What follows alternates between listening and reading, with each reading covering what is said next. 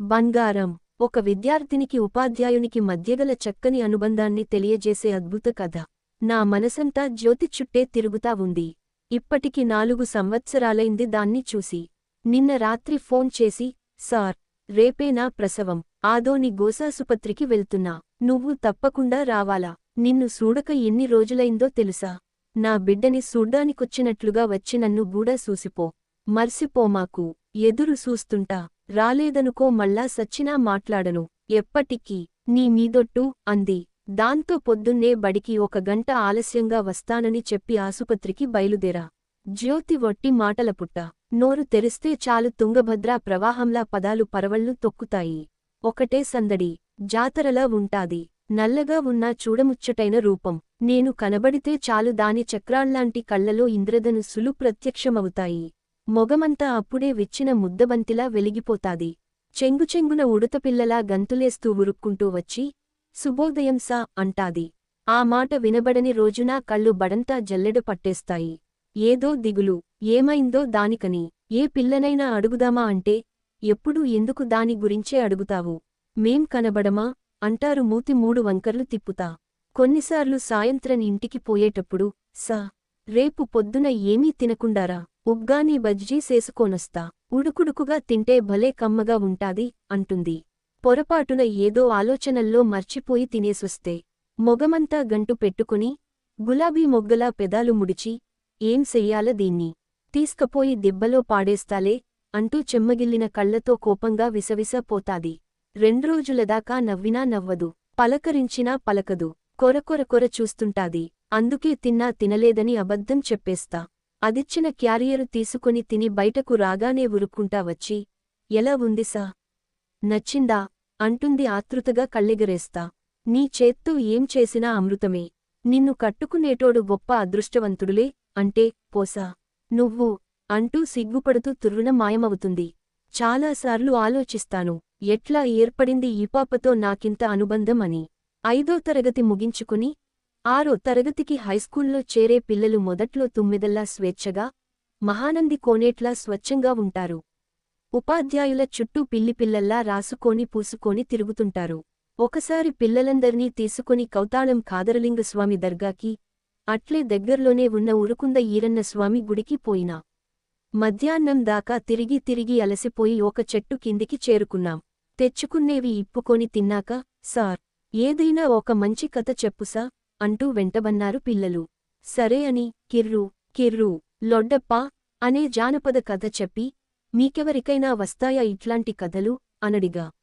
అందరూ బెల్లం కొట్టిన రాళ్లలెక్క గమ్మునుండిపోయారు. అప్పుడు వెనుక నుంచి ఒక పిల్ల, సా, నాగ్గూడా ఒక కథొచ్చు సార్, సెబ్దునా అంది సిగ్గుసిగ్గుగా లేచి నిలబడి. అదే ఆ పిల్లని మొదటిసారి సూటిగా, పరిశీలనగా చూడ్డం. 6వ తరగతిలో కొత్తగా చేరింది. చెప్పు అన్నా. అప్పుడు చెప్పింది బుడంకాయంత బుడ్డోని కథ. ముద్దుగా ముత్యాలు రాలినట్టుగా విన్నంతసేపు నేను, పిల్లలు ఒట్టే నవ్వు.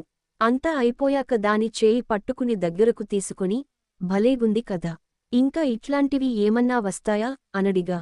అప్పుడా పిల్ల, మా జేజికి శానా కథలొస్తాయిసా, ఇనేటోళ్ళు కరువైపోయినారు గాని కూసుంటే గంటలు సెబుతాది ముత్యాల్లాంటివి అంది. నేను ఎదురు చూసేది గూడా అట్లాంటి పచ్చని కథల చెట్టు కోసమే గదా. వెంటనే, అయితే ఆ ముత్యాలన్నీ ఏరుకోనొచ్చినా దోసిట్లో పోస్తావా అన్న ఆశగా. నిజ్జంగా అంది కళ్ళు టపటపమని ఆర్పుతూ. ఆ, నిజ్జంగా. నువ్వు కథ చెబుతా ఉంటే ఎంత కమ్మగా ఉందో తెలుసా. వేడివేడి రొట్టె మీద వెన్నపూస, గోంగూర పప్పు రాసుకొని తిన్నట్టు అన్నా.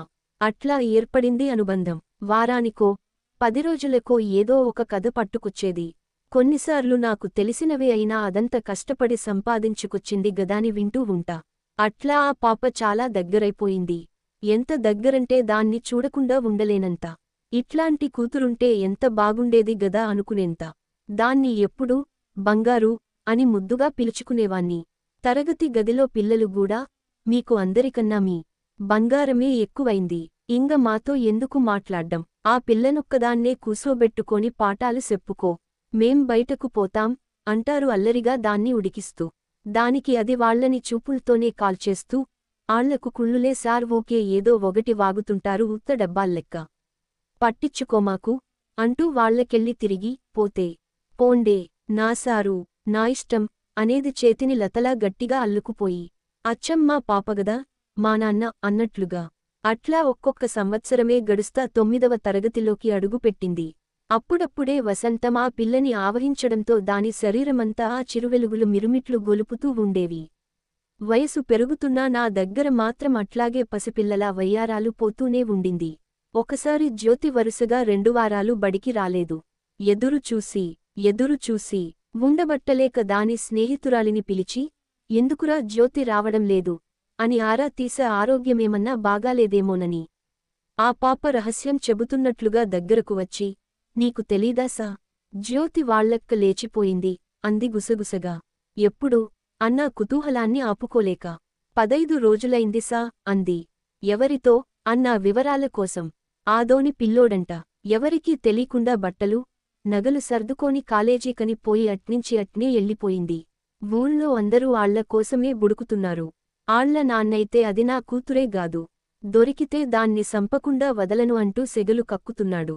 కులమోళ్ళు గూడా మన కులంలో ఇంతవరకు ఎవరూ ఇట్లా సేయలా. ఈ రోజు నీ కూతురు, రేపు నా కూతురు, ఇట్లాంటిది మళ్ళీ జరగకుండా వాణ్ణి ఏదో ఒకటి సేయాలా అని ఒట్టే ఎగదోస్తున్నారు. ఊళ్ళో ఎవరి నోట్లో సూసినా ఆళ్ల గురించే.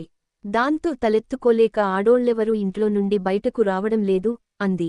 ఆ తరువాత జ్యోతి మరలా ఎప్పుడూ బడికి రాలేదు. కొంతమంది సార్లతో వెళ్ళి ఎంత నచ్చచెప్పినా వాళ్ల నాన్న వినలేదు.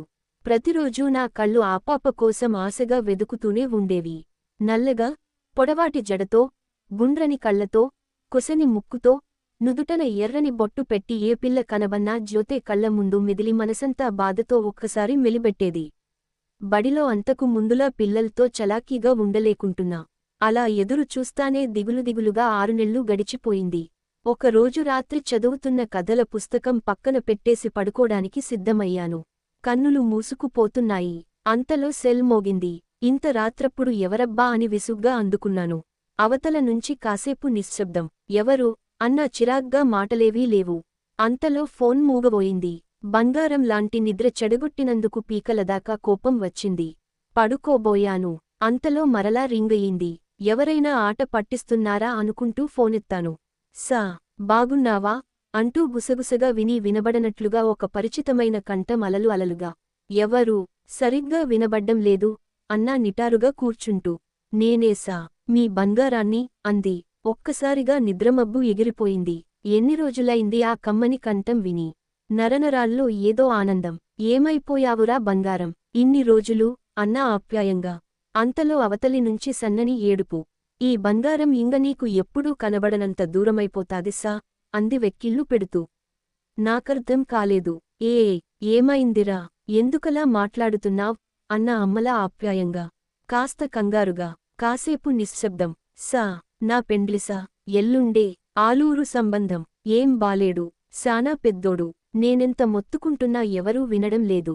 మా అక్క లేసిపోయింది గదా, అందుకే నాకు ముందరగానే 3 ముళ్ళు వేయించేస్తున్నారు. నువ్వే ఆపాలిసా, సిన్నపిల్లలకు పెండ్లి సేయగూడదని, సేస్తున్నట్టు తెలిస్తే లోపలేస్తారని ఎప్పుడు చెప్తుంటివి గదా, ఎట్లాగైనా ఆపుసా అంది. దాని గొంతు అంత విషాదంగా వినడం అదే మొదటిసారి. అంతలో, సా, ఇక ఉంటసా, ఎవరైనా చూస్తారు. అందరూ పడుకున్నాక పైకొచ్చి సప్పుడు గాకుండా సేస్తున్నా. ఆపుతావు గదాసా, నిన్నే నమ్ముకున్నా అంది. ఆ గొంతులో ఏదో ఆశ నాపై మునిగిపోతూ చివరి ప్రయత్నంగా ఎవరైనా అందుకుంటారేమోనని చేయి పైకి లేపినట్లుగా. అలాగే బంగారం, జాగ్రత్త అంటూ ఫోన్ పెట్టేశాను.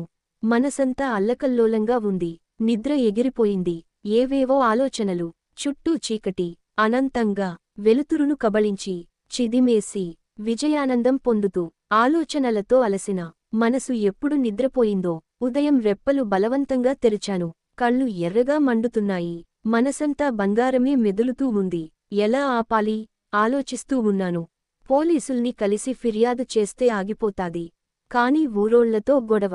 తరువాత చాలా సమస్యలు ఎదుర్కోవాల్సి వస్తాది. బాలకార్మికులు, బాల్య వివాహాలు, మూఢనమ్మకాలు, బసివిని వ్యవస్థ ఎక్కువగా ఉన్న మండలాలు ఆదోని చుట్టూ అనేకం. తెలుగు, కన్నడ కలగలిసి ఏ అధికారులు తొంగిచూడక, పెత్తందారుల పాలనలో అభివృద్ధికి కిలోమీటర్ల దూరంలో నిలిచిపోయిన సరిహద్దు ప్రాంతం ఇది.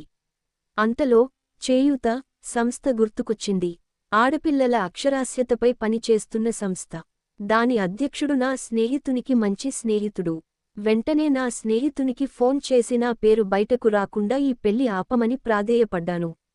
వాడు కాసేపు ఆలోచించి, ఏ కులం అన్నాడు.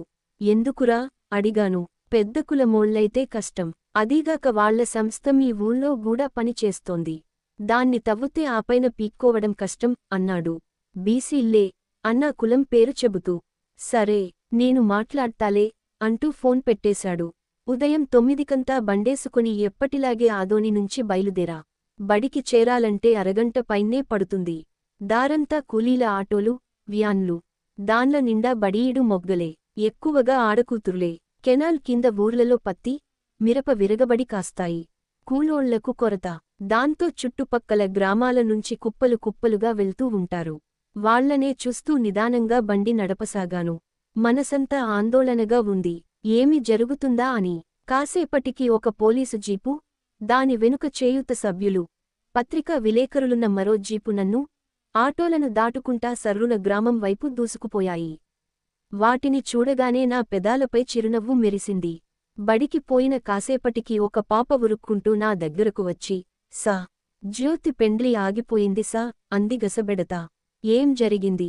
గొడవేమన్నా అయిందా అన్నా అమాయకంగా ఆరా తీస్తా. ఆ పాప పోలీసులొచ్చిన విషయానికి చెబుతూ, వాళ్లమ్మా నాన్న పోలీసుల కాళ్ల మీద బడి. సుట్టాలంతా ఇంటికొచ్చి పందిరేసుకున్నాక ఇట్లా ఆపుసేయమంటే ఎట్లాసా? పాపకు బంగారు సేపిచ్చినాం, ఇంటి నిండా సరుకులు తెచ్చేసినాం. ఇప్పటికే మొదటి పాపది అట్లే తలెత్తుకోలేకుంటున్నాం. మళ్ళా ఇది ఇట్లయితే ఏ నుయ్యో గొయ్యో చూసుకోవడం తప్ప దారిలేదు. ఈ ఒక్కతూరికి కండ్లు మూసుకొని పోండి అంటూ ఒట్టే ఏడ్సినారు. కాని పోలీసులు మాటినలేదు. జ్యోతికి పెండ్లి సేయమని, బడికి పంపిస్తామని రాపిచ్చుకొని, ఇంగోతూరు ఇట్లా సేస్తే అందరినీ లోపలేసి మూసేస్తామని భయపడిచ్చిపోయినారు అంది. అయ్యో పాపమని రొంత జాలేసినా మనసుకు చాలా ప్రశాంతంగా అనిపించింది. తరువాత రోజు అన్ని పత్రికల్లో చేయూత ఆధ్వర్యంలో ఆగిన బాల్య వివాహం అని ఫోటోలు వచ్చేశాయి. జ్యోతి మొగం కనిపించకపోయిన ఊరు, తల్లిదండ్రుల వివరాలు అచ్చయ్యాయి అందరూ పోల్చుకునేలా. అది జరిగిన తరువాత జ్యోతిని బడికి తిరిగి పంపిస్తారేమోనని ఎదురు చూశా. 10 రోజులు దాటినా రాలేదు. ఏమైందా అని కనుక్కుంటే 2 రోజుల కిందట బెంగుళూరులో ఉండే వాళ్ల పెద్దనాయన ఊరికి వచ్చినాడంట. ఇంట్లో అందరూ దిగులుగా మొగాలు ఏలాడదీసుకొని ఉంటే, ఎందుకురా ఏడుస్తారు? ఎన్ని సూళ్ళా ఇట్లాంటివి? చిన్న హోతూరులో మన బంధువున్నాడ్లే నడిపింటి ఎంకటసామని. ఆయన కూతుర్దిగూడా ఇట్లాగే ఆగిపోతే ఏమైంది? నెల తిరక్కుండానే సప్పుడుగాకుండా కాల్వబుగ్గకు తీసుకపోయి మూడుముళ్ళేయించి గమ్మున కాపురానికి అంపిచ్చినారు అన్నాడు. కాని పోలీసులు కేసు పెడితే అన్నాడు జ్యోతివాళ్ల నాయన అనుమానంగా, భయంగా. ఆళ్లకింగేం పని లేదనుకుంటున్నావా? పట్టుకోవాలంటే రోజుకు లారీల్లెక్క దొరుకుతారు. అంతా ఉత్తుత్తిదే. నీకంతగా భయమేస్తే ఊళ్ళో పాపకు మొగం సెల్లడం లేదని చెప్పి నా ఎంబడి బెంగుళూరుకు అంపీయి. ఏం జెయ్యాల్నో తర్వాతనే జెప్తా అంటూ జ్యోతిని తీసుకుపోయాడు. అట్లా బడికి వస్తాదనుకున్నది కాస్తా మరింత దూరమైపోయింది. కొద్ది రోజులు దాటగానే అక్కన్నే ఒక గుడికి తీసుకుపోయి మట్టసంగా తాళి కట్టించేసి కాపురానికి పంపించేసినారు. ఆ విషయానికి తెలిసి మనసు కలుక్కుమంది. వెంటనే స్నేహితునికి ఫోన్ చేశా. వాడు విషయానికి విని, రే వదిలేరా ఇంకా, పెండ్లైపోయిందంటున్నావు గదా, ఇవన్నీ ఈడ మామూలే. ఆపిన పెండ్లిళ్లలో 90% నెల తిరక్కుండానే అయిపోతాయి. అది అందరికీ తెలిసిన రహస్యమే. ఈళ్ల పేరు చెప్పుకొని ఈడ సంస్థలు బలుస్తున్నాయిగాని పిల్లలు మాత్రం పిట్టల్లా రాలిపోతూనే ఉన్నారు అన్నాడు ఫోన్ పెట్టేస్తూ. జ్యోతి గురించి అప్పుడప్పుడు పిల్లలు సమాచారం అందించేవాళ్లు. కొంతకాలానికి ఆ పాపతో బాటే చదివే పిల్లలు పదైపోయి వెళ్ళిపోయారు. జ్యోతి గురించి చెప్పేవారే కరువైపోయినారు. కాలంతో బాటు నెమ్మదిగా జ్యోతి ఆలోచనల తీవ్రత గూడా తగ్గుతూ వచ్చింది. అట్లా 2 సంవత్సరాలు గడిచిపోయాయి. కాని ఈ మధ్య 6 నెళ్ల క్రింద ఒకరోజు బడిలో పాఠం చెబుతా ఉంటే ఫోన్, సా బాగున్నావా అంటూ, నువ్వు అన్న ఆగొంతును నా దగ్గర చదువుకున్న అనేకమంది అమ్మాయిల గొంతుల్లో జల్లెడపడుతూ, కనుక్కో కిలకిలకిల నవ్వు. అదే నవ్వు వెన్నెల వాన కురిసినట్లుగా, చిరుజల్లులు మొహాన్ని చల్లగా తాకినట్లుగా, మనసును ఊయలలూపే నవ్వు. బంగారం నువ్వేనా అన్నా సంబరంగా. అవుసా బాగున్నావా అంది. బాగున్నారా? ఎక్కడున్నావు? ఎలా ఉన్నావు? ఒక్కసారి గూడా ఫోన్ చేయలేదే? అసలు గుర్తున్నానా అంటూ ప్రశ్నల మీద ప్రశ్నలు వేశా. నీ నంబర్ లేదుసా. బెంగుళూరు నుంచి అట్లనే అత్తోళ్ళింటికి అంపించినారు. మళ్ళా ఇదో ఇప్పుడే ఇన్ని సంవత్సరాలకి ఊళ్ళోకి అడుగుపెట్టడం. నువ్వు రాసిన మెరుపులవాన పుస్తకం ఒకసారి నాకిచ్చినావు గుర్తుందా. దాన్ని అటకపై భద్రంగా దాసిపెట్టుకోనింటి. ఇంటికి రాగానే దేవునికి మొక్కులు మొక్కుకుంటానే చేసిన మొట్టమొదటి పని అది వెదకడమే. దాంట్లో నీ నంబర్ కనబడగానే ఎంత సంబరమేసిందో తెలుసా అంది ఆనందంగా. ఏంరా చానా రోజులకొస్తివి. పండగనా అన్నా. లేదు సార్, కాన్పుకి 5వ నెల అంది. అప్పుడేనా అన్నా. ఏం చెయ్యాల సార్, తప్పదు. ఆడదానిగా పుట్టినాక అంది పెద్ద వేదాంతిలా. ఎలా చూసుకుంటాడు నీ మొగుడు అనడిగితే నవ్వుతా, పర్లేదు సార్, బానే చూసుకుంటాడు. ఇంతకీ మేడం, పిల్లలు ఎట్లా ఉన్నారు అంది మాట మారుస్తా. అట్లా మళ్ళా మాటలు కలిశాయి. రోజూ ఏదో ఒక సమయంలో ఫోన్ చేసేది. ఎన్నెన్నో కబుర్లు చెప్పేది. పదే పదే బడిలో బాల్యాన్ని తలచుకుని సంబరపడేది. తన బాధలు, సంతోషాలు నాలోకి ప్రవాహంలా వంపేది. నాకు ఏడుపొచ్చినప్పుడల్లా నువ్వే గుర్తుకొస్తావుసా. ఎన్ని వందలసార్లు నిన్ను తలచుకున్నానో తెలుసా. ఉరుక్కుంటా వచ్చి నిన్ను చూడాలనిపిస్తాది. కాని అప్పుడు కనబడనంత దూరం. ఇప్పుడు ఇంత దగ్గరికి వచ్చినా గదా. అయినా ఇంట్లో వాళ్ళు కాలు బయటకి పెట్టొద్దు, కీడు అంటున్నారు. దాంతో నిన్ను చూడలేకుంటున్నా అంటూ ఏడ్చేసేది. ఆలోచనల్లోనే ఆసుపత్రి వచ్చేసింది. లోపలికి అడుగు పెడుతుంటే బయటకొస్తున్న ఒక 10వ తరగతి పాసైన ఓల్డ్ స్టూడెంట్ కనిపించి, నమస్తే సార్. యాడికి అంటూ పలకరించాడు. అదేరా, జ్యోతిని ఆసుపత్రిలో చేర్చినారంట గదా, చూద్దామని అన్నా. వాడు ఒక్క క్షణమాగి, సార్, పొద్దున్నే తీసుకుపోయినారంట ఇంటికి. నేను ఆడికే పోతున్నా, వస్తావా, పోదాం అన్నాడు. వాడు వరుసకు జ్యోతికి అన్నవుతాడు. నాకు దానికి మధ్యనుండే అనుబంధం గురించి వానికి బాగా తెలుసు. ఇద్దరం బండి మీద బయలుదేరాం. దారిలో వాడు ఒక్కమాట మాట్లాల్లేదు. మౌనంగా మూగెద్దు లెక్క కూచున్నాడు. కౌతాళంలో కాదరలింగ స్వామి దర్గా దాటి కొంచెం ముందుకు పోగానే ఒక సందు చూపించాడు. అక్కడంతా జనం. వాని వెనుక నెమ్మదిగా బయలుదేరాను. ఆ ప్రదేశమంతా ఏదో విషాద వాతావరణం. ఎవరి మొహాల్లోనూ ఆనందపు జాడలేదు. మనసు కీడును శంకించసాగింది. ఏమైందిరా అన్నా వాని వంక చూసి. కాన్పు కష్టమై ఆసుపత్రిలోనే. మాటల మధ్యలోనే అంతవరకు ఆపుకున్న దుఃఖం వాని కళ్ళ నుండి బయటకు దుంకి గొంతు మూగబోయింది. కాళ్ల క్రింద భూమి నిలువునా చీలినట్లనిపించింది. అంతలో వాడు, వరుసగా 3 సార్లు 3 నెళ్లకే అబార్షన్ అయిందంటసా. సిన్న పిల్ల, ఇంకా ఎదగల, తట్టుకోలేకుంటుంది. కొంతకాలం ఆగండి అని ఎవరు చెప్పినా మొగుడు విన్లేదంట. అంత సేతగాకపోతే కనేదాన్నే తెచ్చుకుంటా, తీసుకుపోండి అంటూ తిట్లు తన్నులంట. కాపురం నాశనం చేసుకోకూడదని అన్నిట్నీ అట్లనే భరించింది. మందుల మీద మందులు మింగింది. ఆఖరికి 4వోసారి నిలబడిందంట. హమ్మయ్య అని అందరూ సంబరపడి సీమంతం చేసి పువ్వులా చూసుకున్నా. రక్తం తక్కువైపోయిందంట. దాంతో బిడ్డ బతికింది గాని పాపం అన్నాడు ఏడ్పును ఆపుకుంటూ. జ్యోతిని ఇంటి ముందు పడుకోబెట్టి తెల్లని బట్ట కప్పారు. ఒక్కొక్కరే పోయి చూసి వస్తున్నారు. నా బంగారాన్ని చివరిసారిగా అలా శవంలా చూడ్డానికి నా మనసొప్పలేదు. కళ్ల ముందు చిరునవ్వులు నవ్వుతున్న రూపమే మెదులుతా ఉంది. దాన్ని నాగుండెల్లో అట్లాగే పొదుగుకుంటూ మౌనంగా వెనక్కు తిరిగా. అంతలో ఇంటి లోపలి నుంచి చిన్నగా పసిపాప ఏడుపు. కమ్మగా పిలుస్తూ లోపలికి అడుగు వేశా. ఆడపిల్ల, నల్లగా, పెద్ద పెద్ద కళ్లతో, కొసని ముక్కుతో, అచ్చం నా బంగారం లాగానే. మెడ క్రింద చేయి పెట్టి అపురూపంగా పైకి ఎత్తుకున్నాను. పాప ఏడుపు ఆపి చిరునవ్వులతో నావంక చూసింది. దాని శరీరం నా హృదయానికి మెత్తగా, వెచ్చగా, ఆత్మీయంగా నా కూతురులాగా తాకుతోంది. అది నా కళ్లలోకి కన్నార్పకుండా అట్లాగే చూస్తా ఉంది.